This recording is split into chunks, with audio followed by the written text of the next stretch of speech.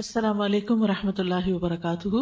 جادو، حقیقت اور علاج، اس میں ہم ایک اور چیز کا اضافہ کر لیتے ہیں، جادو اور نظر بد کی حقیقت، کیونکہ جادو کے علاوہ ایک اور چیز جو غیر مرئی طور پر انسان کے اوپر اثر انداز ہوتی ہے وہ بری نظر بھی ہے۔ سب سے پہلے بات یہ کہ اس بات پہ یقین ہونا کہ اللہ شافی ہے، کسی انسان کے پاس شفا نہیں ہے، شفا اللہ ہی دیتا ہے۔ یہ الگ بات ہے کہ بعض اوقات 500 mg چاہیے ہوتی ہے اور بعض اوقات زیادہ چاہیے ہوتی ہے، 600 چاہیے ہوتی ہے، تو وہ کمی بیشی تو ہوتی ہے اثر انداز ہونے میں، لیکن شفا بہرحال اللہ ہی دیتا ہے۔ حضرت ابراہیم علیہ السلام نے کیا کہا تھا؟ وَإِذَا مَرِضْتُ فَهُوَ يَشْفِينِ، جب میں بیمار ہوتا ہوں تو وہ مجھے شفا دیتا ہے، وہی طبیب ہے، یعنی طبیب بھی اللہ ہی ہے۔ ابو رمسا رضی اللہ عنہ سے مروی ہے کہ میرے والد نے رسول اللہ صلی اللہ علیہ وسلم سے عرض کیا کہ مجھے آپ اپنی وہ چیز دکھائیں جو آپ کی پشت پر ہے، کیونکہ میں طبیب ہوں۔ آپ نے فرمایا طبیب تو اللہ ہے، بلکہ تو رفیق آدمی ہے، یعنی تو دوست ہے، نرم دل ہے، لیکن اصل شفا مراد یہ تھی کہ اللہ ہی کا ہے۔ وہ مریض کو دلاسا دیتا ہے، اس بیماری کا طبیب وہی ہے جس نے اسے پیدا کیا ہے، شفا اسی کے ہاتھ میں ہے۔ وہ دم بھی ہے نا، نبی صلی اللہ علیہ وسلم دم کیا کرتے تھے اور یہ دعا پڑھتے تھے، امسح البأس رب الناس بیدک الشفاء لا یکشف الکرب الا انت۔ مریض پہ پڑھتے جائیں، ہاتھ پھیرتے جائیں، جاڑتے جائیں اس کو۔ انبیاء علیہ السلام بیماری میں اللہ ہی کو پکارتے تھے۔ ایوب علیہ السلام نے دعا کی، انی مسنی الضر وانت ارحم الراحمین فاستجبنا لہ، تو اللہ نے سن لی اس کی دعا۔ پھر یہ ہے کہ کتاب و سنت سے علاج کرنا چاہیے۔ رسول اللہ صلی اللہ علیہ وسلم نے فرمایا ہر بیماری کے لیے دوا ہے۔ جب کسی مریض کو صحیح طریقے پر بیماری کی دوا پہنچتی ہے تو اللہ کے حکم سے وہ درست ہو جاتا ہے۔ پھر مستند معالج سے علاج کروانا چاہیے، یعنی جس طرح جسمانی بیماریوں میں آپ اچھے ڈاکٹر کی تلاش کرتے ہیں، اسی طرح روحانی بیماریوں میں بھی آپ اچھے سمجھدار اوتھینٹک بندے کے پاس جائیں، جس کو پہلے تو یہ پتا چلے کہ یہ جادو ہے بھی کہ نہیں، یہ نظر ہے بھی یا نہیں، کیونکہ ہم ہر چیز کو جادو نظر بنا دیتے ہیں۔ پھر اس میں ہم کیسے پتا چلائیں کہ یہ شخص مستند ہے یا قابل اعتماد؟ سب سے پہلی بات یہ کہ کیا وہ خود دین کے پابند ہے، خود عبادت کرتا ہے، کیونکہ بعض لوگ نہ نماز نہ روزہ، جنوں شیطانوں سے مدد کے ساتھ لوگوں کے اوپر اثرات ڈال رہے ہوتے تو ان سے علاج نہیں کرنا چاہیے۔ پھر اسی طرح کے مریض کے اندر یقین پیدا کرے، وہ یہ نہ کہے ہو سکتا ہے آپ ٹھیک ہو جائیں، ہو سکتا نہ ہو، یہ نہ کہے، یعنی اس کے اندر بھی کانفیڈینس ہو کہ اللہ کے ذکر میں شفا ہے، اور مریض کو بھی دلائے کہ انشاءاللہ آپ ٹھیک ہو جائیں گے۔ پھر اسی طرح اللہ کے ناموں اور کلام سے علاج کرے۔ دم عربی زبان میں ہو یا ایسی زبان میں جس کا معنی سمجھ میں آتا ہو، جو بھی دم کرے یا پڑھنے کو دے اس میں شرکی الفاظ نہ ہو۔ علاج کرتے ہوئے یہ عقیدہ ہو کہ شفا اللہ کی طرف سے ہے، اس بندے کی طرف سے نہیں ہے۔ غیر مستند معالج سے بچنا چاہیے۔ وہ کون ہوتے ہیں؟ جو مریض سے ماں کا نام پوچھے، اس کے کپڑے منگوائے، کوئی جانور طلب کرے اور اسے بسم اللہ پڑھے بغیر ذبح کرے، اس کا خون مریض کے جسم پہ ملے اور جانور کو غیر آباد جگہ پہ پھینکوائے۔ یہ آپ کی کتاب میں بھی چیزیں موجود ہیں۔ ایسے منتر پڑھے جو کسی کی سمجھ میں نہ آئے، غیر مستند۔ مریض کو ایسا تعویذ جس میں مربع شکل کی ڈبے بنے ہوں، ان ڈبوں میں چند حروف یا نمبر لکھے ہوں، لٹکانے یا پینے کو دے تو اس سے بچے۔ پکی ہوئی مٹی کی پلیٹ میں چند حروف لکھ دے اور کہے کہ اس کا پانی پیئے، لیکن اگر وہ آیات لکھ رہے تو پی سکتے ہیں، فرق ہے اس میں، ٹھیک ہے؟ حروف رینڈم لکھے ہوئے ادھر ادھر کے پتہ نہیں ملا کے کیا بنا رہے ہیں ان کو، وہ نہیں پیئے۔ اگر آیت لکھی ہے، سورۃ فاتحہ لکھی ہے، کچھ اور آیتیں لکھی ہیں۔ پھر اسی طرح مریض کو ایسا حکم دے کہ وہ لوگوں سے الگ تھلگ ہو کر ایک مدت تک کسی ایسے کمرے میں چلا جائے جہاں سورج کی روشنی نہ ہو، یا اسی قسم کے کچھ ٹوٹکے بتائے، یا مریض سے کہے کہ پانی کو ہاتھ نہ لگائے، کیونکہ شیاطین جو ہیں وہ طہارت کو پسند نہیں کرتے، تو شیطانوں سے علاج کروانے کے لیے پھر یہ کرتے ہیں۔ کچھ چیزیں زمین میں دفن کرنے کے لیے دے، کچھ ایسے کاغذ دے جنہیں جلا کر ان کے دھوئیں سے دھونی لینی ہو، یعنی کہتے ہیں نا جلاؤ اس کو اور اس کا دھواں لو، وہ بھی نہ ہو۔ پھر رقیہ علاج ہے۔ رقیہ کی 3 شرائط ہیں۔ رقیہ کے الفاظ شریعت کے مطابق ہوں، شرکیہ الفاظ نہ ہو۔ رسول اللہ صلی اللہ علیہ وسلم نے فرمایا لا بأس بالرقى ما لم يكن فيه شرک، اس دم میں کوئی حرج نہیں جس میں شرک نہ ہو۔ ابھی بہن کا سوال تھا نا کہ بعض اوقات کچھ مسنون دعائیں نہیں ہوتی، کوئی اور چیز لکھ دیتے ہیں، اگر اس میں شرک نہیں ہے تو وہ پڑھ سکتے ہیں وہ دعا۔ عربی زبان یہ سمجھ میں آنے والی زبان ہو، اور تیسرا یہ کہ رقیہ کرتے وقت بھروسہ اللہ کی ذات پر ہو۔ قرآن سے علاج۔ قرآن شفا ہے۔ قرآن کیا ہے؟ شفا ہے۔ قل هو للذین آمنوا ھدی وشفاء، کہہ دیجئے کہ ان لوگوں کے لیے جو ایمان لائے ہدایت اور شفا ہے۔ سورۃ الاسراء میں آتا ہے وَنُنَزِّلُ مِنَ الْقُرْآنِ مَا هُوَ شِفَاءٌ وَرَحْمَةٌ لِّلْمُؤْمِنِينَ وَلَا يَزِيدُ الظَّالِمِينَ إِلَّا خَسَارًا. حضرت عائشہ سے مروی ہے کہ رسول اللہ صلی اللہ علیہ وسلم ایک مرتبہ ان کے پاس تشریف لائے تو دیکھا ایک عورت عائشہ رضی اللہ عنہا کا علاج کر رہی ہے. حالانکہ آپ صلی اللہ علیہ وسلم موجود ہیں لیکن آپ کو تکلیف نہیں دی ایک اور عورت کو بلا کے. حضرت عائشہ کیا خود کم تھی؟ ابھی جو سوال تھا نا آپ کا کہ بعض اوقات انسان خود نہیں کسی اور سے کہتا ہے، تو کوئی اور عورت حضرت عائشہ کا علاج کر رہی تھی. آپ صلی اللہ علیہ وسلم نے فرمایا کتاب اللہ کے ساتھ علاج کرو، یعنی قرآن شفا ہے. آیت الکرسی پڑھنا، سورۃ الفاتحہ پڑھنا، سورۃ البقرہ پڑھنا، سورۃ البقرہ کی آخری 2 آیات پڑھنا، معوذتین پڑھنا، قل اعوذ برب الفلق قل اعوذ برب الناس.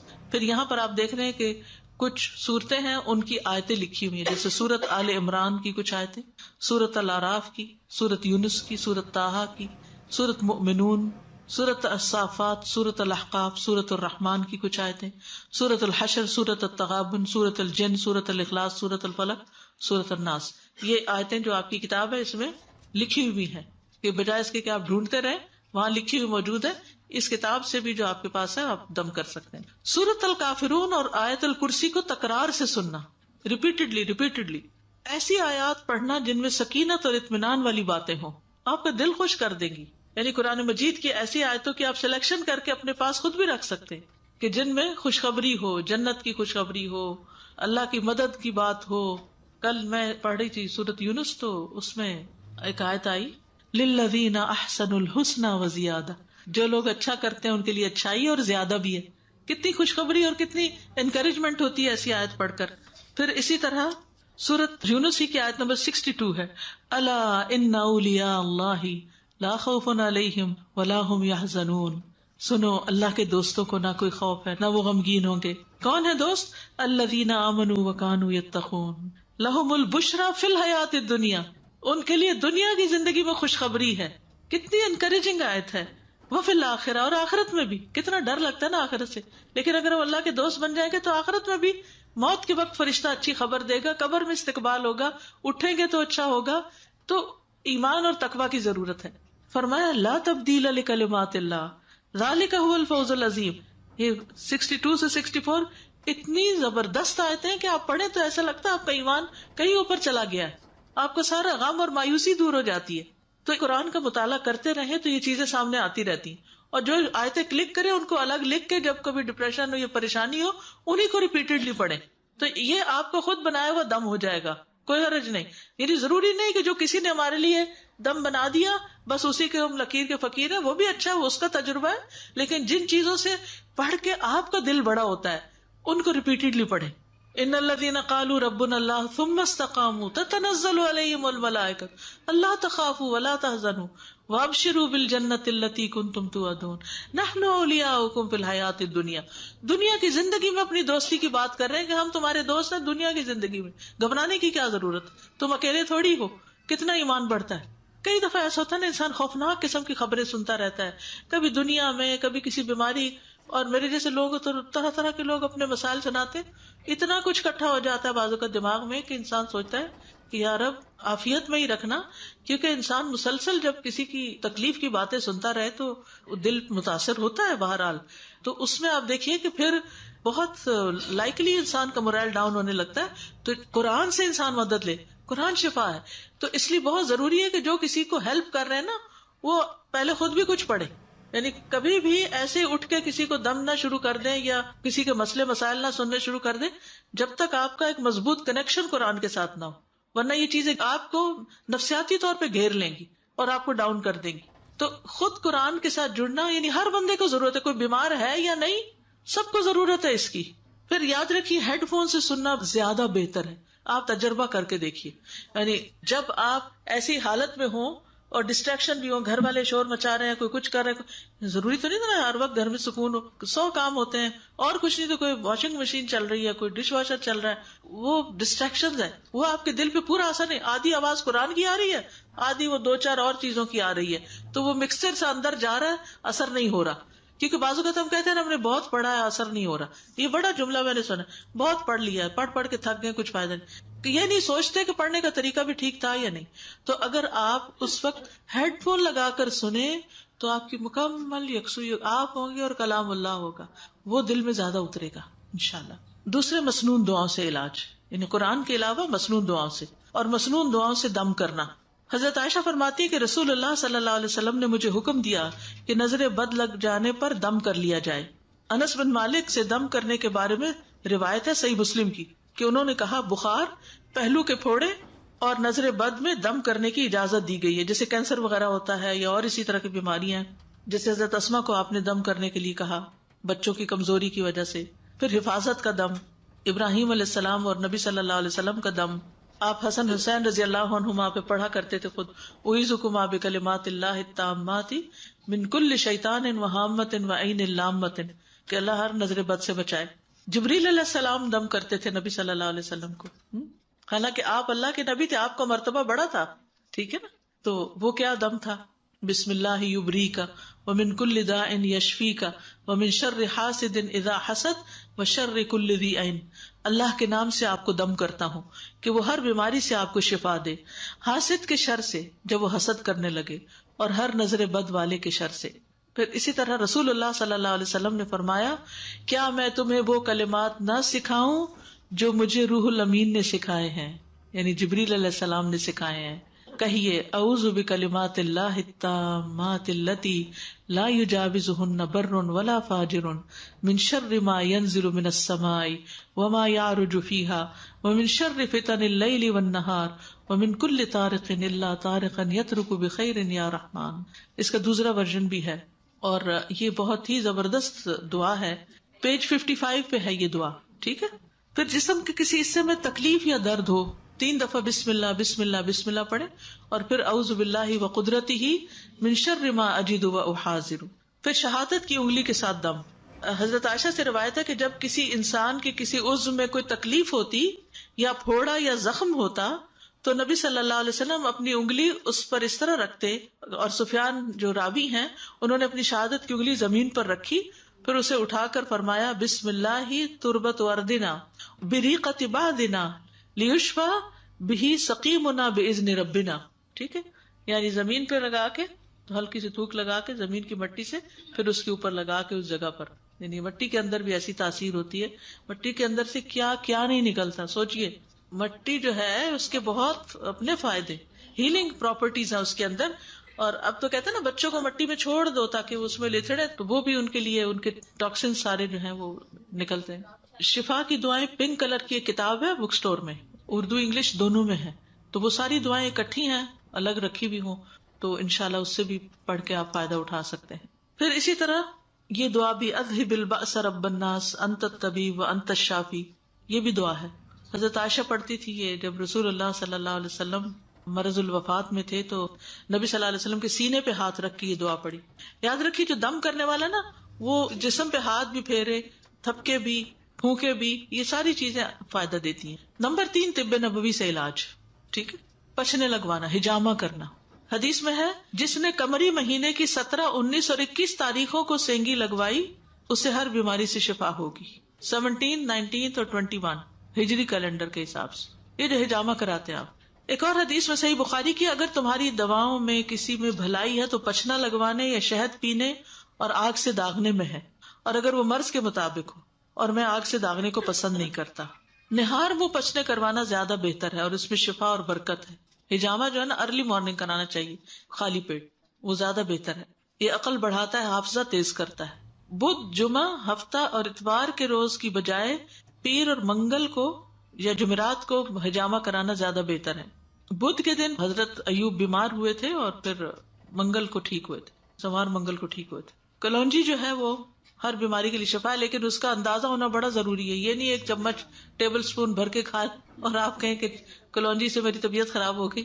تو اس کے لیے بھی طبیب ضروری ہے کہ وہ آپ کا مزاج دیکھ کے آپ کو ڈوز ریکمینڈ کرے. پھر شہد، شربت عسل، حدیث میں آتا ہے یہ شہد پینا جو ہے وہ شفا کے لیے بہترین ہے. پھر اسی طرح آب زمزم، نبی صلی اللہ علیہ وسلم نے فرمایا زمزم کا پانی جس مقصد کے لیے پیا جائے وہ اسی کے لیے ہے. ایک اور حدیث میں روئے زمین پر سب سے بہترین پانی زمزم ہے، یہ بھوکے کے لیے کھانا اور بیماری سے شفا ہے. پھر دم کیا ہوا زمزم کا پانی پیا جائے، ٹھیک ہے، یعنی جس پانی پر رقیہ شریعہ پڑا گیا ہو اس کو روزانہ کم از کم 3 گلاس پینا. اور زمزم کا پانی ہو تو زیادہ ترجیح ہوگی، ورنہ تھوڑا سا بھی ملا دے اس میں تو ساری پراپرٹیز چینج ہو جائیں گی. آپ نے فرمایا انہا مبارکتن انہا طعام طعم، کہ یہ مبارک پانی ہے اور یہ کھانے والے کا کھانا ہے. پھر زمزم کے پانی سے نہانا، یعنی بابرکت پانی ہے، اس سے نہایا جائے. پھر دم کیا ہوا پانی ناک میں ڈالنا اور جھاڑنا. پھر زیتون کا تیل، آپ نے فرمایا زیتون کھاؤ اور اس کو لگاؤ، بے شک یہ مبارک درخت سے ہے. شہد، زیتون کا تیل اور کلونجی ملا کے استعمال کرنا. شہد، زیتون کا تیل اور کلونجی تینوں چیزوں کو ہم وزن مکس کر لیں اور پھر وہ جگہ پر لگائیں جہاں تکلیف وغیرہ ہو. زیتون کا تیل پینا، نبی صلی اللہ علیہ وسلم نے فرمایا زیتون کا تیل کھایا کرو اور اس سے تیل لگایا کرو کیونکہ وہ بابرکت درخت ہے. جسم پہ ملنا، اگر زیتون کی بوتل ایک لے کے تیل کی، اس کے اوپر رقیہ پڑھ کے رکھ لیا جائے اور پھر اس سے اگر مساج وغیرہ کیا جائے یا سر کو لگائیں، پیئیں، منہ کو لگائیں تو وہ بھی شفا کا باعث ہوتا ہے. تلبینہ، تلبینہ غم کو دور کرتا ہے، دلیے کی طرح ہوتا ہے. اجوا کھجور کھانا، 7 اجوا کھجوریں کھائیں، اگر نہ ہو تو کوئی بھی کھجور کھا لیں، کھجور بھی شفا کا ذریعہ ہے. سنا مکی، سنا مکی، سنا نہیں ہوتا ہے، اب تو یہاں ٹی بھی ملتی ہے سنا کی، سنا لیوز جو ہوتے ہیں. صبح شام سنوت کا ایک چھوٹا چمچ کھانا. سنا اور سنوت 2 چیزیں ہیں. آپ نے فرمایا سنا مکی اور سنوت کو لازم پکڑو کیونکہ اس میں ہر بیماری کا علاج ہے سوائے سام کے. پوچھا گیا سام کیا ہے، فرمایا موت. سنا مکی لیوز ہوتے ہیں اس کے، ٹی پیئیں اس کی.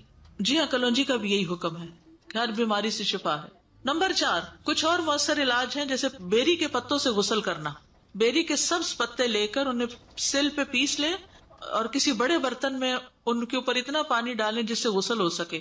پھر اس پر آیت الکرسی، سورت کافرون، اخلاص، فلق، ناس اور جادو سے متعلق آیات پڑھیں جو سورت الاعراف اور یونس اور سورت طٰہٰ کی ہیں، اور پھر اس میں سے کچھ پیئیں یا پلائیں مریض کو اور اس کے بعد نہلا بھی دیں.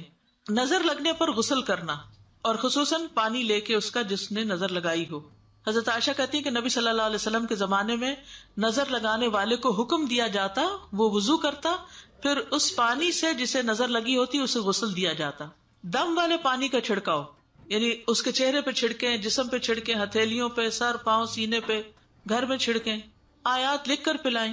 جادو کا اثر زائل کرنا، یہ بھی ضروری ہوتا ہے. حتی الامکان جادو کی جگہ پتہ کرنے کی ضرورت ہوتی ہے. گھر کو صفائی کریں، ہر چیز جھاڑے پھٹکیں، اللہ سے دعا کریں. بعض اوقات خواب میں نظر آ جاتا ہے کہ کون سی جگہ کیا چیز دفن ہے، اور اس کو نکلوا کے تلف کریں. نبی صلی اللہ علیہ وسلم نے ایسا ہی کیا تھا.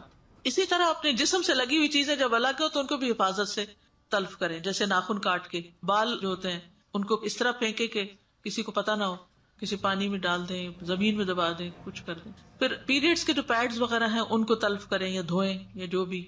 پھر اسی طرح بچے کی پیدائش کے وقت جو علائشیں باہر نکلتی ہیں، یہ جسم سے نکلی ہوئی جو چیزیں ہیں نا ان کو پراپر تلف کرنا چاہیے. پھر یہ یاد رکھیں کہ غیر شرعی طریقے اختیار نہ کریں علاج کے، جیسے حرام میں شفا نہیں. جادو کا علاج جادو سے کرنے کی ممانعت ہے. غیر شرعی جھاڑ پھنکار سے علاج کروانے میں ممانعت ہے. جابر رضی اللہ عنہ سے نشرہ کے بارے میں پوچھا گیا تو آپ نے فرمایا کہ یہ شیطانی عمل ہے. نشرہ جن یا جادو اتارنے کے لیے شرکیہ اور جاہلانہ منتر پڑھنا پڑھوانا ہوتا ہے جو حرام اور ناجائز ہے. وہ جو حدیث آتی ہے نا کہ میری امت کے 70,000 لوگ جنت میں داخل ہوں گے بلا حساب، یہ وہ لوگ ہیں جو نہ جھاڑ پھونک کرواتے ہیں نہ پال لیتے ہیں بلکہ اپنے رب پہ بھروسہ کرتے ہیں. تو اس میں بعض علماء کہتے ہیں کہ یہ اس سے مراد نشرہ ہے، یعنی کہ شرکیہ قسم کے دم وغیرہ نہیں کرتے. کاہنوں اور نجومیوں کے پاس جانے کی ممانعت ہے، جو جائے گا اس کی 40 رات کی نماز قبول نہیں ہوگی. پھر اسی طرح ایسے تعویذوں سے بچنا کہ جو معلوم نہیں کیا لکھا ہوا ان کے اوپر. جادو کے علاج کے لیے علم نجوم سیکھنے سے بچنا چاہیے. ہر طرح کا جادو سیکھنا منع ہے. جنات سے خدمت لینا جائز ہے لیکن اگر حرام طریقہ ہو یا حرام کام ہو تو وہ نہیں. جنات غیب کا علم نہیں رکھتے. جنات گھروں میں داخل ہو سکتے ہیں. جنات انسان کو تنگ کر سکتے ہیں، انسانوں پہ اثر انداز ہوتے ہیں. دم توکل علی اللہ کے خلاف نہیں ہے. دم پر اجرت لینا جائز ہے لیکن فکس نہیں کرنی چاہیے. یعنی کوئی اگر اپنا وقت لگا رہا ہے اور سارا دن اسی کام میں مصروف ہے، پھر گلے میں نہ لٹکائیں چیزیں. حفاظتی تدابیر جادو اور دیگر شرور سے بچنے کا ذریعہ ہے، اور جادو واقع ہونے کے بعد اس کا علاج بھی ہے. یعنی دونوں چیزیں ہیں. اگر تکلیف نہیں آئی اور پہلے پڑھ رہے ہیں تو بچاؤ ہوگا اور اس کے بعد وہ علاج ہو جائے گا. سب سے پہلے تو یہ ہے کہ اخلاص اور اتباع. اخلاص کا کیا مطلب ہے کہ اللہ کا بندہ بن جانا، توحید کو پکا کرنا. کیونکہ اللہ سبحانہ وتعالیٰ نے فرمایا انہ لیس لہ سلطان علی الذین آمنوا وعلی ربہم یتوکلون. شیطان کا بس زور چلتا ہی نہیں ان پر جو ایمان لاتے ہیں اور اپنے رب پہ توکل کرتے ہیں. جو رب پہ توکل کرتے ہیں تو شیطان ان سے ہار جاتا ہے. انما سلطانہ علی الذین یتولونہ والذین هم بہ مشرکون. اس کا زور تو ان پہ چلتا ہے جو اسے اپنا سرپرست بناتے ہیں اور ایسے ہی لوگ اللہ کے ساتھ شریک بناتے ہیں. پھر اسی طرح اللہ کے مخلص بندے بننا. شیطان نے خود کہا تھا قال رب بما اغویتنی لأزینن لهم فی الارض ولأغوینہم اجمعین الا عبادک منہم المخلصین. اس نے کہا اے میرے رب چونکہ تو نے مجھے گمراہ کیا میں ضرور ہی ان کے لیے زمین میں مزین کروں گا اور ہر صورت میں ان سب کو گمراہ کر دوں گا مگر ان میں سے تیرے وہ بندے جو خالص کیے ہوئے ہیں ان پہ میرا زور نہیں چلے گا. فرمایا یہ راستہ ہے جو مجھ تک سیدھا ہے، بے شک میرے بندے تیرا ان پر کوئی غلبہ نہیں مگر جو گمراہوں میں سے تیرے پیچھے چلے. تو شیطان کی پیروی سے یا شیطان کے بتائے ہوئے راستوں پہ چلنے سے شیطان کا انسان پہ غالب آنا آسان ہوتا ہے. پھر اسی طرح یہ ہے کہ زندگی کے راستوں پر شیطان بیٹھا ہوا ہے نا اور وہ دعوت دیتا ہے ادھر آ جاؤ ادھر آ جاؤ. تو اس پر کیا کرنا چاہیے؟ اللہ کے راستے کی پیروی کرنی چاہیے. جیسے کہ حدیث میں بھی آتا ہے نا کہ آپ صلی اللہ علیہ وسلم نے یہی آیت تلاوت فرمائی ایک موقع پہ، دائیں بائیں کچھ لکیریں کھینچ کر بتایا کہ مختلف راستے ہیں جن میں سے ہر راستے پر شیطان بیٹھا ہے اور اس پہ چلنے کی دعوت دیتا ہے. کوئی بھی کام آپ کرنے لگتے ہیں تو اس میں دونوں ہی چیزیں ہوتی ہیں، اچھا راستہ اور اچھا طریقہ بھی ہوتا ہے اور برا راستہ اور برا طریقہ بھی ہوتا ہے. تو بہرحال پھر آپ صلی اللہ علیہ وسلم نے آیت تلاوت فرمائی یہ میرا سیدھا راستہ ہے سو اس کی پیروی کرو اور دوسرے راستوں کے پیچھے نہ پڑو ورنہ تم اللہ کے راستے سے بھٹک جاؤ گے.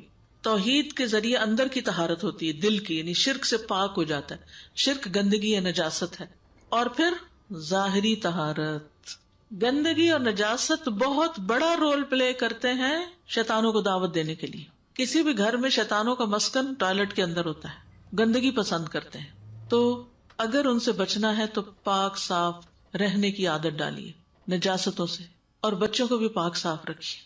اب آپ دیکھیے کہ حال کیا ہو گیا ہے، ایک نیپی لگتی ہے اور اس میں وہ پتہ نہیں کتنی بار پیشاب کرتے ہیں اور وہ نجاست ان کے ساتھ لگی ہی رہتی ہے. بعض اوقات پوٹی بھی کر دیتے ہیں اور مائیں اپنے کاموں میں لگی رہتی ہیں، ہوتی نہیں ہے اور وہ گندگی میں لتھڑے رہتے ہیں. ایک تو ان کو صاف رہنے کی عادت ہی نہیں ہوتی. بڑے بڑے بچے ہو جاتے ہیں ٹوائلٹ ٹرین نہیں ہوتے. یہ ماؤں کا کتنا بڑا ظلم ہے بچوں کے اوپر نا، کہ اپنی سہولت کے لیے انہوں نے بچوں کی زندگیاں خراب کر دی. پھر جو ہی بڑے ہوتے ہیں تو وہ ماں باپ کی بات نہیں مانتے تو پھر اس پہ وہ ناراض ہوتے ہیں کہ بچے بات نہیں سنتے. ہم نے بچوں کی کیا خدمت کی، ان کو گندگیوں میں پالا اور مسلسل گندگی میں رکھا تو بچپن سے ہی انہیں شیطانوں کے گھیرے میں دے دیا. یعنی ان کا ٹوائلٹ ان کے ساتھ ہی لگا ہوا ہے. تو ٹھیک ہے، میں نہیں کہتی کہ آپ نیپی اتار دیں یا نیپی کے بغیر ہی سب کچھ چلے گا، لیکن اس کو بھی مینٹین کریں، سارا وقت نہ لگائیں. بچے کو کھلا رکھ کر بھی اسے ٹوائلٹ ٹرین کرنے کی رسپانسبلٹی لیں. صرف اپنے آرام کو نہ دیکھیں اور صرف موبائل کے ساتھ ہی نہ کھیلتے رہیں، بچے کے ساتھ بھی کھیلنا سیکھیں. تو طہارت اور صفائی جو ہے یہ شیطانوں کو بھگاتی ہے اور گندگی شیطانوں کو لاتی ہے. تو جادو کے اثر سے بھی بچنے کے لیے بہت ضروری ہے کہ انسان اپنے آپ کو پاک صاف رکھے. اب دیکھیے کہ بعض لوگ دنوں نہیں نہاتے، بعض لوگ کپڑے بدلتے نہیں یا بدلتے ہوئے اپنے پسینے کو صاف نہیں کرتے اور ان سے اتنی وحشتناک بو آتی ہے کہ انسان کا دماغ چکرانے لگتا ہے. یہ شیطانوں کو اٹریکٹ کرنے، بیماریوں کو دعوت دینے کا بہت بڑا ذریعہ ہے. ٹھیک ہے انسان کو اپنے جسم کی بو سے نفرت نہیں ہوتی اور وہ اس کو اگنور کر دیتا ہے، لیکن یہ بھی تو سوچنا چاہیے نا وہ دوسروں کے لیے کتنی اذیت کا باعث. پھر انڈر آرم انڈر لیگ صفائی نہ کرنا، اور وہ جو بال بڑھ جاتے ہیں وہ گندگی کو اپنے اندر جمع کر کے رکھتے ہیں. اس میں اگر آپ ڈیوڈرنٹ لگا بھی لیں تو اندر کی اسمیل نہیں جاتی. تو اس کی بھی کوئی روٹین سیٹ کرنی چاہیے کہ ویکلی 2 ہفتوں کے بعد، مہینے کے اندر، کیونکہ 40 ڈیز سے اوپر تو آپ جا ہی نہیں سکتے. اسی طرح ناخنوں کی صفائی، ناخنوں کو کاٹ کے رکھنا، منہ کی صفائی، کپڑوں کی صفائی، گھر کی صفائی، ٹوائلٹس کی صفائی، ان ساری چیزوں کی صفائی کو مینٹین رکھنا جو ہے وہ بہت ضروری ہے. پھر اسی طرح آپ دیکھیے کہ نبی صلی اللہ علیہ وسلم نے ایک موقع پہ فرمایا کہ شیطان تم میں سے ہر آدمی کی گردن پر جب وہ سو جاتا ہے 3 گرہیں لگاتا ہے، ہر ایک گرہ پر پھونک مارتا ہے کہ ابھی رات بڑی لمبی ہے.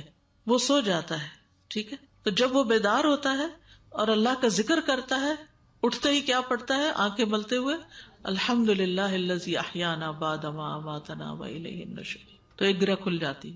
وضو کرتا ہے، دوسری کھل جاتی. نماز پڑھتا ہے، ساری گرہیں کھل جاتی. شیطان کے بندھن سے آزاد ہو جاتا ہے. اور یہ ہر رات ہوتا ہے، ہر رات ہوتا ہے کہ گرہیں لگتی ہیں. اب جو لوگ نماز ہی نہیں پڑھتے، صبح اٹھ کے وضو ہی نہیں کرتے، تو پھر کتنی گروہ کا شکار ہو جائیں گے، کیسے کیسے شیطان جکڑیں گے ان کو، کس کس طرح. پھر صحیح بخاری کی ایک روایت میں ناک جھاڑنے کے متعلق آتی، فرمایا جب کوئی نیند سے بیدار ہو اور وضو کرے تو 3 مرتبہ ناک میں پانی ڈال کر جھاڑے، کیونکہ شیطان اس کی ناک کے بانسے میں رات گزارتا ہے. ناک کو اندر سے خوب اچھی طرح انسان صاف کرے. تیسری چیز ہے عبادات کی پابندی، کیونکہ اللہ سبحانہ وتعالیٰ نے بے وجہ ہی 5 نمازیں فرض نہیں کی. اس کا مقصد ہے، رمضان کے روزوں کا کچھ مقصد ہے، قرآن کی تلاوت کا کچھ مقصد ہے، اذکار کا کچھ مقصد ہے. حدیث میں آتا ہے نبی صلی اللہ علیہ وسلم نے ابن عباس سے فرمایا تھا، احفظ اللہ یحفظک، احفظ اللہ تجدہ تجاہک، اللہ کی حفاظت کرو یعنی اللہ کے احکامات کی حفاظت کرو، اللہ تمہاری حفاظت کرے گا. تو اللہ تعالیٰ کے احکامات کی حفاظت کیا ہے؟ اس کے حکم ماننا، نماز پڑھنا، جس فرض کو ادا کرنے کا اس نے حکم دیا ہے اس کو ادا کرنا. اللہ کی حفاظت کرو تم اسے اپنے سامنے پاؤ گے. نبی صلی اللہ علیہ وسلم نے فرمایا جان بوجھ کر فرض نماز مت چھوڑا کرو، اس لیے کہ جو شخص جان بوجھ کے چھوڑ دیتا ہے اس سے اللہ کی ذمہ داری ختم ہو جاتی ہے، وہ اپنے آپ کو خود پیش کر دیتا ہے پھر مسائل کے لیے. خصوصاً فجر کی نماز، آپ صلی اللہ علیہ وسلم نے فرمایا جس آدمی نے صبح کی نماز پڑھی وہ اللہ عز و جل کی ذمہ داری میں ہے کہ اللہ اس کی حفاظت کرے.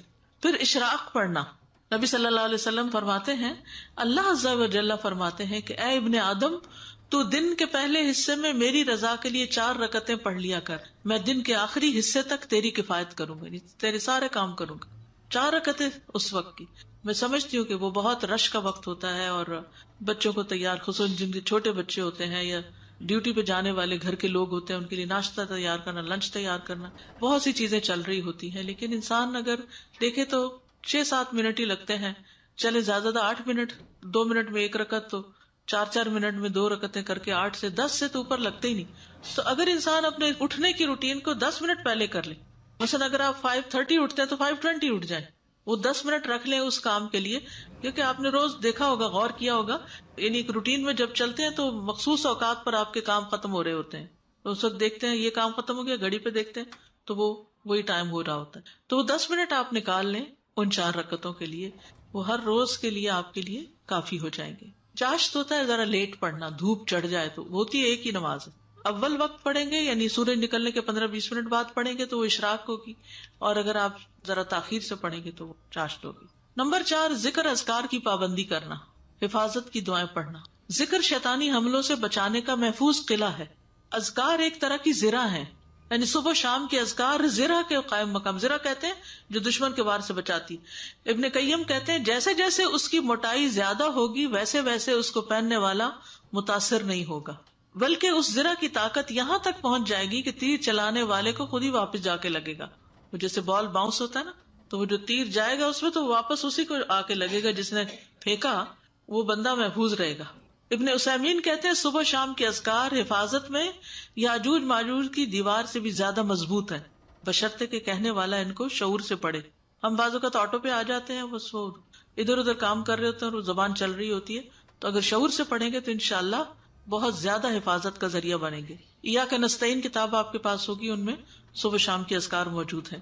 پھر اذکار میں کوتاہی کی وجہ سے شیطانی حملے ہوتے ہیں. مثلاً آپ نے فرمایا کہ جو شخص 3 بار یہ دعا پڑھے، بسم اللہ الذی لا یضر مع اسمہ شیء فی الارض ولا فی السماء وهو السمیع العلیم، اسے صبح کے وقت پڑھے تو شام تک، اور شام کے وقت پڑھے تو صبح تک کوئی ناگہانی مصیبت نہیں پہنچے گی، کوئی اچانک آنے والی آفت اس پر نہیں آئے گی جو یہ دعا پڑھ لے. لیکن کیا ہوتا ہے، شیطان بلوا دیتا ہے، کوتاہی کرتے ہیں، اور نتیجہ کیا ہوتا ہے کہ پھر پڑھنے سے رہ جاتا ہے. چوٹ لگے تو یاد آتا، اوہ آج تو میں نے یہ دعا ہی نہیں پڑھی تھی. پھر اسی طرح ابو بکر صدیق رضی اللہ عنہ نے عرض کیا، اے اللہ کے رسول مجھے کچھ ایسے کلمات کا حکم دیجئے جنہیں میں صبح کروں اور شام کروں تو کہہ لیا کروں. آپ نے فرمایا پڑھو اللہم فاطر السماوات والارض عالم الغیب والشہادۃ رب کل شیء وملیکہ اشہد ان لا الہ الا انت اعوذ بک من شر نفسی وشر الشیطان وشرکہ، یا شرکہ، دونوں طرح پڑھا جاتا ہے. شرک کا مطلب جال ہے اور شرک کا مطلب اس کا شرک ہے. پھر اسی طرح 100 دفعہ لا الہ الا اللہ وحدہ لا شریک لہ لہ الملک ولہ الحمد وہو علی کل شیء قدیر. ایسا شخص شیطان کے شر سے محفوظ رہتا ہے، جادو، نظر وغیرہ سے، جو یہ کلمہ پڑھ لیتا ہے. اگر آپ کو مثلاً کسی کو جن کا دورہ پڑا اور آپ کو رقیہ آتا ہے تو ایسے ہی اٹھ کے نہ کرنا شروع کر دیں اس کو، پہلے اپنے اوپر کچھ پڑھیں، اپنے آپ کو حصار میں لائیں، اپنی یعنی وہ آپ دیکھیں نا کہ آپ دشمن کے مقابلے پہ چلے اور آپ نے زرہ پہنی ہی نہیں. ابھی ریسنٹلی مجھے کہیں کا پتا چلا کہ کہیں کچھ لوگ اکٹھے رہتے تھے تو رات کے وقت کسی ایک کو جن پڑ گیا، تو جو 2 اور لوگ تھے وہاں انہوں نے کہا کہ ہم اس کے اوپر دم کرتے ہیں. وہ کرنے لگے، ان کو بھی پڑ گیا. تو وجہ کیا تھی؟ وجہ یہ تھی کہ اپنی پروٹیکشن کی نہیں اور دوسرے کو پروٹیکٹ کرنے چلے. لائف جیکٹ پہلے اپنی پہنو پھر بچوں کو پہنا. یہ نہیں پتا تھی نا، یہ پتا ہونی بہت ضروری ہے. دیکھیں نا، یہ تو وہی کہ اگر آپ خود کوئی کام نہیں کرتے اور دوسرے کو کرنے کو کہہ رہے ہیں یا دوسرے کے لیے کر رہے ہیں تو وہ پھر اس کی تاثیر بھی نہیں ہوتی. اچھا آپ نے دیکھا ہوگا نا کہ لوگ کیوں اس بات کے حریص ہوتے ہیں کہ کوئی اور ان پہ بزرگ دم کر دے، کیونکہ انہیں پتا ہے کہ اس کے دم کی تاثیر ہوگی، کیونکہ یہ باعمل شخص ہے، یہ ان کو ہوتا ہے. تو کتنی دیر لگتی ہے باعمل ہونے میں؟ آپ خود بھی باعمل ہو جائے، وہ کام اپنے لیے کر لیں اور اس کے بعد آپ کی بھی انشاءاللہ افیکٹو ہو جائے گی. ٹھیک ہے، تو ہر چیز کا حل موجود ہے اگر ہم کرنا شروع کریں. پھر اسی طرح رات کو سونے کے اذکار پڑھنا. رات کو جو خوفناک خواب آتے ہیں، بعض لوگوں کو خواب آتے ہیں کہ ان کو کوئی اڑا رہا ہے اور صبح اٹھتے تھک کے چور ہوتے ہیں. بعض لوگ خواب میں بھاگ کے پیچھے بھینس لگی ہوئی ہے اور وہ کبھی یہاں چھپ رہے ہیں، کبھی چور آ رہا ہے تو وہ دروازے بند کر کے وہ کنڈی نہیں چڑھ رہی. اس قسم کے خواب اکثر لوگ سناتے رہتے ہیں. اور اس طرح کی چیزیں، یعنی یا یہ کہ کوئی آ گیا اور اس سے پروٹ کے دروازہ کو زور لگا کے بند کرے اور دوسری طرف سے دھکا پڑ رہا ہے. لٹرلی انسان صبح اٹھتا ہے تو تھکا ہوا ہوتا ہے. تو یہ بھی شیطانی عمل ہوتا ہے. شیطان انسان کا دشمن ہے، یہ یاد رکھیے، دشمن ہے. دشمن اپنی دشمنی سے کبھی بھی باز نہیں آتا، ہر طرح نقصان پہنچانے کی کوشش کرتا ہے. حتیٰ کہ رات اللہ نے آرام کے لیے بنائی، وہ رات کو سونے بھی نہیں دیتا.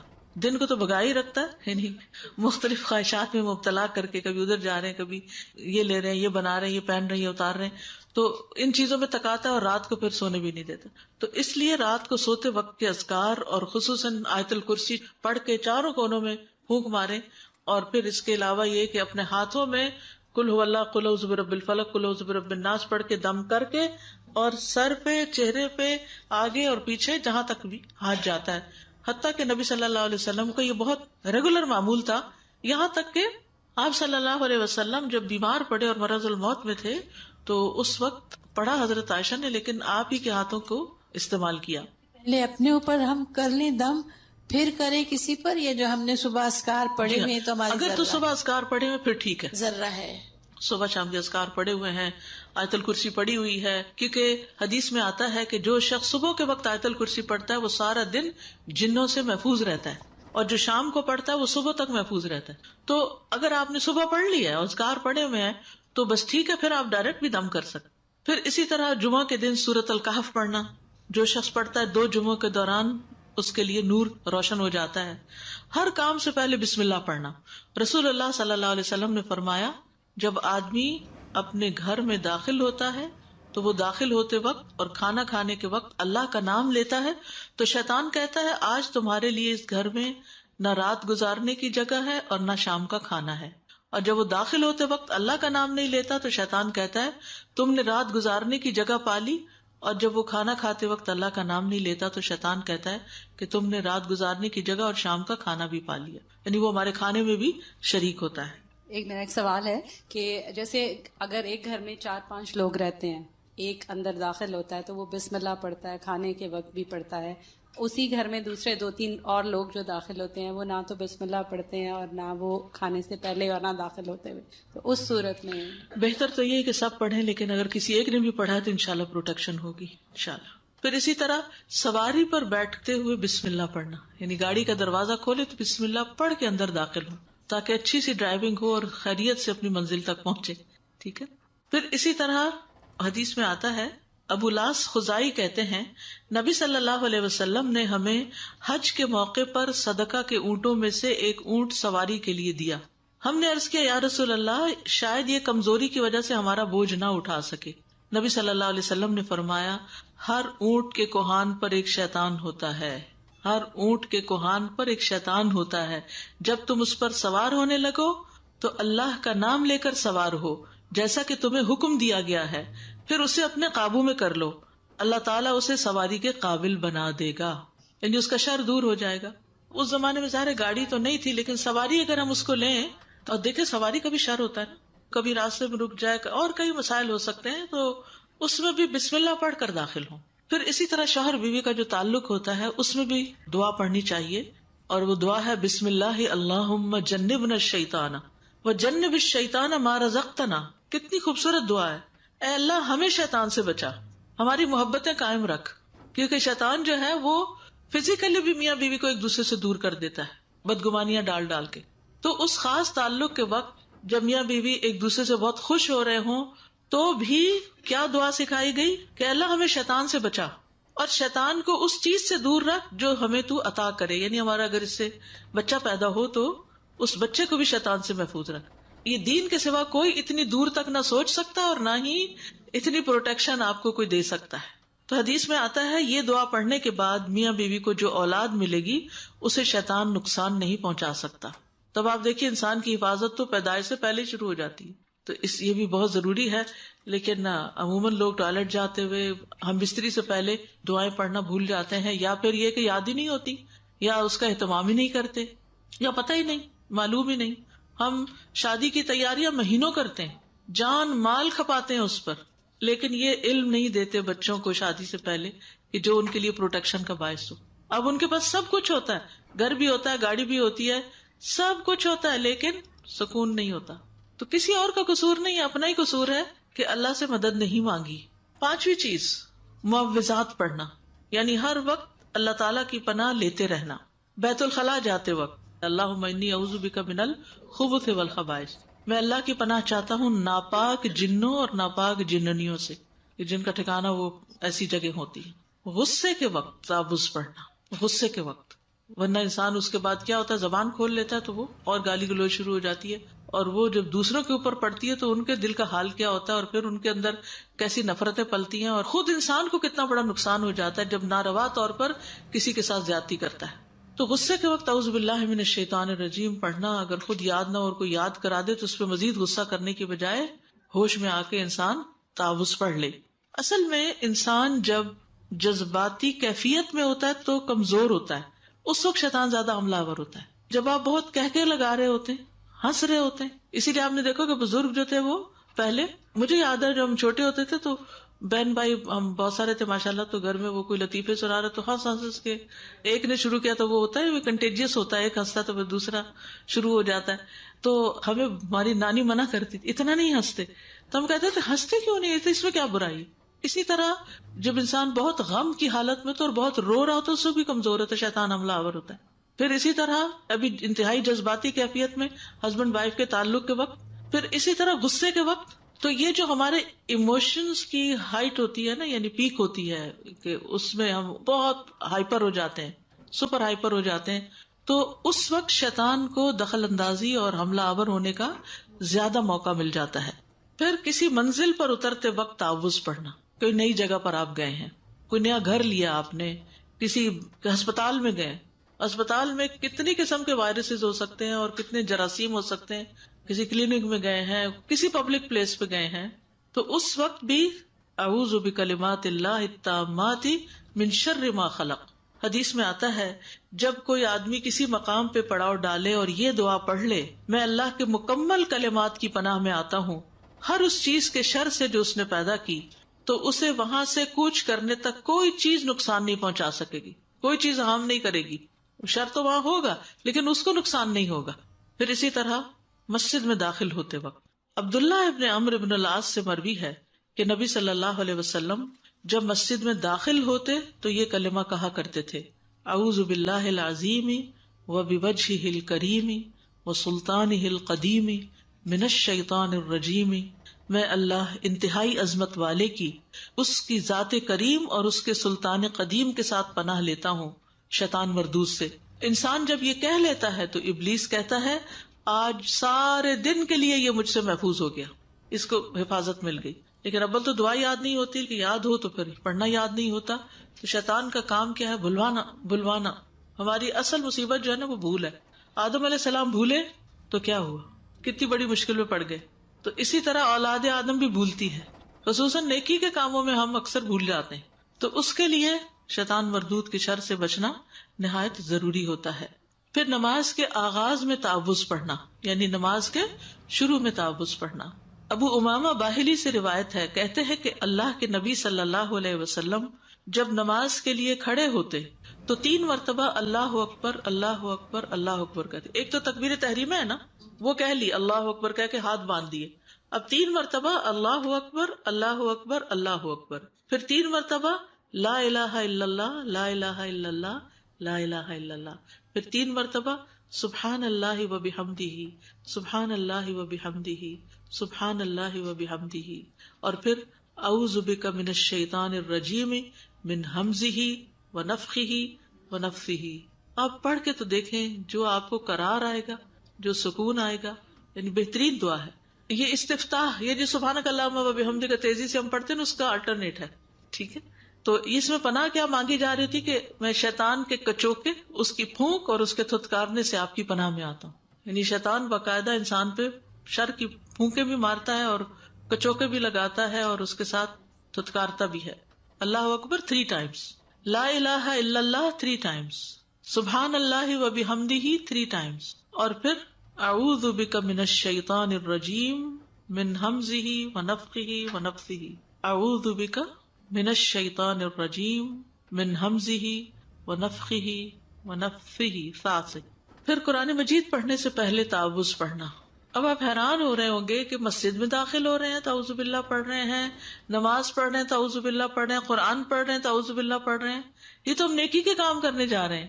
جی ہاں، نیکی کے کام کرتے وقت ہی شیطان زیادہ روڑے اٹکاتا ہے، ان کو زیادہ مشکل بناتا ہے، یا ان کو اس طرح بے دلی سے کرواتا ہے کہ بس ایک حاضری لگانے والی بات ہوتی، اس کا اثر کچھ نہیں ہوتا. فَإِذَا قَرَأْتَ الْقُرْآنَ فَاسْتَعِذْ بِاللَّهِ مِنَ الشَّيْطَانِ الرَّجِيمِ، سورۃ النحل کی 98 آیت ہے. پھر جب آپ قرآن پڑھنے لگیں تو شیطان مردود سے اللہ کی پناہ مانگ لیا کریں. پھر برا خواب دیکھنے پر تعوذ پڑھنا.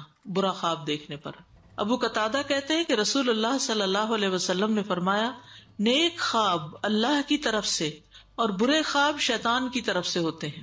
پس جو ایسا خواب دیکھے جس میں کوئی ناگوار چیز ہو تو اپنے بائیں طرف تھتکار دے اور شیطان سے اللہ کی پناہ مانگے. ایسا کرنے سے وہ خواب کوئی نقصان نہ پہنچائے گا اور کسی کو یہ خواب نہ بتائے. یہ بڑا امپورٹنٹ ہے. ہم برے خواب ہر ایک کو سنا رہے ہوتے ہیں ایسے جیسے کوئی کہانی ہو. نہیں، خاموشی اختیار کریں. بس آپ نے پناہ لے لی اللہ کی، کافی ہے اللہ آپ کے لیے، اس کا ذکر نہ کریں. پھر وسوسے آنے پر اور خصوصاً عقائد میں، اللہ سبحانہ تعالیٰ کی ذات کے بارے میں، رسول اللہ صلی اللہ علیہ وسلم کے بارے میں، قرآن کی اوتھینٹسٹی کے بارے میں، اگر دماغ میں ایسے خیالات آ رہے ہیں کہ پتہ نہیں یہ صحیح بھی ہے کہ نہیں، تو اس وقت بھی اللہ کی پناہ لیں شیطان مردود سے بچنے کے لیے. رسول اللہ صلی اللہ علیہ وسلم نے فرمایا، تم میں سے کسی کے پاس شیطان آتا ہے تو تمہارے دل میں پہلے یہ سوال پیدا کرتا ہے، فلاں چیز کس نے پیدا کی، فلاں چیز کس نے پیدا کی، یہاں تک کہ آخر میں یہ کہتا ہے کہ تمہارے رب کو کس نے پیدا کیا. جب کسی شخص کو ایسا وسوسہ آئے تو اللہ کی پناہ مانگنی چاہیے اور چاہیے کہ اس شیطانی خیال کو چھوڑ دے، یعنی اس بارے میں نہ سوچے. کیونکہ اگر سپوز یہ کہہ بھی دیا جائے فلاں نے، نعوذ باللہ، ہے نہیں کوئی، تو پھر اگلا سوال کیا ہوگا، فلاں کو کس نے. تو اسی لیے وسوسوں کی دعا یہ ہے، هو الاول والآخر والظاہر والباطن وہو بکل شیء علیم. یہ پڑھ لیے کہ اللہ کے اول ہونے کے بارے میں شک ڈالتا ہے. کوئی تو اول ہے نا، تو وہ اللہ ہی ہے اول. هو الاول والآخر والظاہر والباطن وہو بکل شیء علیم. اور کوشش کرے کہ ہر روز ایک دفعہ یاد پڑھنے کی عادت ڈال لیں. اس سے کیا فائدہ ہوتا ہے کہ انسان ایسے وسوسوں سے محفوظ رہتا ہے. کسی کو بھی یہ تکلیف اور بیماری ہو تو ایاک نستعین میں نے یہ اذکار اکٹھے بھی کیے تھے، ان میں بھی یہ ذکر موجود ہے، شیطانی وسوسوں سے بچنے کی دعا جو ہے. پھر اسی طرح اگر کوئی بھی کسی اور اچھی چیز کے بارے میں، کسی انسان کے بارے میں بلا وجہ، اکثر یہ ہوتا ہے کہ ہسبینڈ وائف کو ایک دوسرے کے بارے میں برے برے وسوسے آنے لگتے ہیں. بچوں کے فیوچر کے بارے میں شیطان اتنے برے برے خیال بعض اوقات دل میں ڈالتا ہے کہ انسان ہول ہی کھاتا رہ جاتا ہے. اور اس کا نقصان کیا ہوتا ہے کہ پھر انسان اپنی لائف کو بھی انجوائے نہیں کر سکتا اور بے وجہ غمگین رہتا ہے. یعنی اس چیز کے بارے میں غم ہے جس کا آپ کے پاس کوئی علاج ہی نہیں، جس کو آپ نے دیکھا ہی نہیں، جس کا کوئی وجود ہی نہیں. فیوچر کا اس وقت تو کوئی وجود نہیں نا، تو ہم کیوں ڈر رہے ہیں اس سے؟ کل کس نے دیکھا؟ تو اس لیے اللہ پر بھروسہ کرنا چاہیے. اور جب شیطان وسوسہ ڈالے تو فوراً اللہ کی پناہ طلب. وَإِمَّا يَنزَغَنَّكَ مِنَ الشَّيْطَانِ نَزْغٌ فَاسْتَعِذْ بِاللَّهِ. کسی بھی موقع پر جہاں بھی شیطان آپ کو اکسائے. اور کئی دفعہ آپ نے دیکھا ہوگا کہ آپ مثلاً بیٹھے ہیں نا تو کوئی ایسا خیال آ جاتا ہے آپ کو, پھر آپ بیٹھے ہی رہتے ہیں اور گہری سوچ میں چلے جاتے ہیں, یہ ایسے ہوگا تو پھر یہ ہوگا تو پھر یہ ہوگا, اور انتہائی غمگین کر کے اٹھتے. یہ شیطان کا دلچسپ مشغلہ ہے کہ آپ کو غمگین کرے, کیونکہ غم انسان کو کمزور کر دیتا ہے, غم انسان کو وقت سے پہلے بوڑھا کر دیتا ہے, غم انسان کی زندگی کا وقت ضائع کر دیتا ہے. تو غم سے چھٹکارا پانا بے حد ضروری ہے. تو فوراً اعوذ باللہ من الشیطان الرجیم کی تسبیح پڑھنا شروع کر دیں. اعوذ بکلمات اللہ التامات من شر ما خلق. اچھا, اب مثلاً بچوں کی شادی نہیں ہوتی نا, ہم سوچتے بار بار منفی خیال, اس کی تو ہونی نہیں, اس کی تو ہونی نہیں, وہ کس نے دیکھا نہیں ہونی. کل یوم ہوا فی شان, کوئی پتہ نہیں کل کا دن چڑھے اور آپ کیا خبر سنیں. اچھا اب شادی ہوگی, اب اس کا تو بچہ نہیں ہونا, بس شیطان وہی وسوسہ ڈالے جائے گا. پھر وہ بچہ بھی پیدا ہو گیا, اب وہ بڑا بھی ہو گیا, اب اس بچے کی شادی کا کیا ہوگا. یعنی کوئی نہ کوئی آپ کو غم دیے ہی رکھتا ہے. یہ کھائیں گے کہاں سے, ان کی رزق روزی کا کیا ہوگا, ان کی جاب ہی نہ چلی جائے. یعنی ہر وقت منفی باتیں سوچوانا. بیمار ہے تو یہ تو ٹھیک ہی نہیں ہوگا, کیا پتہ مری جائے. کیوں نہیں ٹھیک ہو جاتے. ایوب علیہ السلام 18 سال بعد ٹھیک ہو گئے تھے. کل ہی میں سوچ رہی تھی کہ ایوب علیہ السلام نے اتنی بیماری کاٹی تھی تو انہوں نے کیا کہہ کے اللہ سبحانہ تعالیٰ سے دعا کی تھی, انی مسنی الشیطان بنصب و عذاب. یعنی تکلیف تو ہے جسمانی, شیطان کے وسوسہ نے اس کو بڑھا دیا. اور دوسری انہوں نے دعا کی تھی انی مسنی الضر وانت ارحم الراحمین. تو آپ دیکھیے کہ پیغمبروں کو بھی نہیں چھوڑا اس نے, کس قدر پریشان کرنے کی کوشش کی. اللہ کے بارے میں اچھا گمان نہیں کرنے دیتا. تو کسی بھی وقت ایسی کوئی کیفیت آئے تو کمزور نہ پڑے, فوراً اللہ کی پناہ مانگے کہ یا اللہ تو ہے نا, میرا تجھ پہ بھروسہ ہے, میں نے اپنا کام تیرے سپرد کیا, تو ہی ہر چیز کو درست کرنے والا ہے, ساری قوت قدرت کمال تیرے پاس, تیرا کوئی شریک نہیں, تو جو چاہے کر سکتا ہے. یدخل من یشاء فی رحمتہ, جس کو چاہتا ہے اپنی رحمت میں داخل کر لیتا. تو اللہ ہم بھی تیرے کمزور بندے ہیں, ہم گناہگار بندے ہیں, ہم اپنی کمزوریوں کو ایکسپٹ کرتے ہیں, تو ہمیں اپنی حفاظت میں لے لے, اپنی پناہ میں لے لے. اور جس کو اللہ اپنی پناہ میں لے لے اس کو کیا بگڑ سکتا, کچھ بھی نہیں. اور پھر خاص طور پر یہ دعا, رب اعوذ بک من ہمزات الشیاطین واعوذ بک رب ان یحضرون. اے رب میں شیطان کی اکساہٹوں سے تیری پناہ چاہتا ہوں, اور اس بات سے بھی تیری پناہ مانگتا ہوں کہ وہ میرے پاس حاضر بھی ہو, پھٹکے بھی میرے پاس. میں یہ نہیں چاہتا کہ شیطان میرے پاس پھٹکے. ابو درداء فرماتے ہیں کہ رسول اللہ صلی اللہ علیہ وسلم کھڑے ہوئے تو ہم نے آپ کو یہ فرماتے ہوئے سنا, اعوذ باللہ منک. کیا مطلب ہے اس کا؟ میں اللہ کی پناہ لیتا ہوں تجھ سے بچنے کے لیے. پھر فرمایا العنک بلعنت اللہ, میں تجھ پر اللہ کی لعنت بھیجتا ہوں. آپ نے 3 بار فرمایا اور آپ نے اپنا ہاتھ پھیلایا جیسے کوئی چیز لے رہے ہوں. پھر آپ نماز سے فارغ ہوئے تو ہم نے عرض کیا, اللہ کے رسول ہم نے آپ کو نماز میں کچھ کہتے ہوئے سنا جو اس سے پہلے کبھی بھی نہیں سنا. تو یہ نماز کے کلمات نہیں تو یہ کیا چیز ہے؟ اور ہم نے آپ کو ہاتھ پھیلاتے ہوئے دیکھا. آپ نے فرمایا بے شک اللہ کا دشمن ابلیس آگ کا ایک شعلہ لے کر آیا تاکہ میرا منہ جلائے. ابلیس جو ہے اس کو نبی صلی اللہ علیہ وسلم پر کتنا غصہ آتا ہوگا کہ آپ رحمت ہے عالمین کے لیے, آپ لوگوں کی ہدایت کا ذریعہ ہیں. تو میں نے اعوذ باللہ منک کہا. پھر میں نے کہا کہ میں تجھ پر اللہ کی پوری لعنت بھیجتا ہوں. بس وہ 3 مرتبہ تک پیچھے نہیں ہٹا. پھر میں نے اسے پکڑنے کا ارادہ کیا. اللہ کی قسم اگر ہمارے بھائی سلیمان علیہ السلام کی دعا نہ ہوتی تو وہ صبح تک بندھا رہتا اور مدینہ والوں کے بچے اس کے ساتھ کھیلتے, یعنی میں اس کو باندھ دیتا, کیونکہ آپ کے اوپر تو شیطان کا زور نہیں نا. ایک بات یاد رکھیے کہ کوئی بھی ذکر 1-2 دفعہ کر کے چھوڑ نہ دیجیے کہ کوئی نہیں آرام آیا. یہ پلے باندھ لیجیے بات, کیونکہ بعض اوقات ہم کیا کرتے ہیں 1-2 خوراک لے کے پھر کہتے ہیں کوئی فائدہ تو ہوا نہیں. ہم چاہتے ہیں کہ انسٹنٹ ریلیف ہو, فوراً. اصل میں ہم جس دور سے گزر رہے ہیں نا, اس کا ایک بڑا مسئلہ یہ بھی ہے کہ ہر چیز جلدی چاہتے ہیں. ٹیکنالوجی کی وجہ سے اب میسیجز جلدی چلے جاتے, پہلے کہاں خط ہفتے بھر میں جاتے تھے. پھر اسی طرح یہ ہے کہ پہیا بننے کی وجہ سے ہر چیز کی رفتار تیز ہو گئی, بجلی کے آنے سے اور چیزوں میں تیزی آ گئی. تو اس سے انسان کا ایک مزاج بدل گیا ہے پورا, اور وہ مزاج بن گیا ہے تیزی اور جلدی کا. لیکن یہاں اس حدیث سے آپ دیکھ رہے ہیں کہ 3 مرتبہ تک وہ پیچھے نہیں ہٹا. نہیں, پہلی مرتبہ سے بھی پیچھے نہیں ہٹا, دوسری مرتبہ سے پیچھے نہیں ہٹا, تیسری مرتبہ کہا تو پیچھے ہٹا. تو اس لیے جو کہا جاتا ہے نا 3 دفعہ قل پڑھیں, 3 دفعہ یہ دعا پڑھے بسم اللہ الذی لا یضر, 3 دفعہ اعوذ بکلمات اللہ والی دعا پڑھے. تو اس کا ایک مقصد ہے, یہ بات یاد رکھیے. پھر اسی طرح کہا جاتا ہے 7 دن تک یہ عمل مسلسل کریں. تو اینٹی بایوٹک کا کورس نہیں ہوتا 7 دن کا. کیا کہتے ہیں ڈاکٹرز, اگر آپ نے چھوڑ دیا تو دوبارہ سائیکل چلانا پڑے گا, ریئیکشن ہو جاتا ہے, وہ پھر بیکٹیریا واپس پلٹ کے اور حملہ آور ہوتا ہے, بعض بیماریوں میں اس سے بھی زیادہ. تو اس لیے بہت ضروری ہے کہ اللہ نہ کرے کہ کسی کو کوئی ایسی تکلیف ہو تو اس میں مسلسل علاج کریں. بعض اوقات 40 دن تک بھی چلتا ہے, ٹھیک ہے.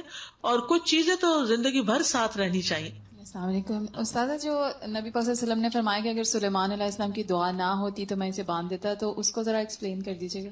وہ اس طرح ہے کہ سلیمان علیہ السلام نے جنات سے کام لیے تھے, وہ ان کے لیے محرابیں بناتے, عمارتیں بناتے, سمندر میں غوطہ لگاتے, اور یہ کام آسان نہیں ہوتا. جنوں کو قابو رکھ کے ان سے کام لینا اور ان کو کنٹرول میں رکھنا, یہ اللہ نے خاص صلاحیت دی تھی ان کو. انہوں نے کہا کہ میرے بعد یہ کسی کے پاس نہ ہو, کیونکہ انہوں نے اپنے تجربے سے کہا ہوگا کہ یہ ایک بہت بڑا فتنہ ہے یا آزمائش ہے یا ایک امتحان ہے. تو اس پر نبی صلی اللہ علیہ وسلم نے پھر اس شیطان کو باندھا نہیں وہاں, ٹھیک ہے, کام نہیں لیا اس سے. اور اب بھی آپ دیکھیں کہ جو لوگ موکل وغیرہ رام کرتے ہیں یا جن قابو کرتے ہیں, وہ بڑے عجیب و غریب چلے کاٹتے ہیں اور بعضوں کو شرکیہ کام کرتے ہیں. جیسے کل بھی میں نے عرض کیا تھا نا کہ وہ ان سے شرکیہ باتیں بلواتے ہیں یا ان سے غلط کام کرواتے ہیں, پھر ان کی بات مانتے ہیں.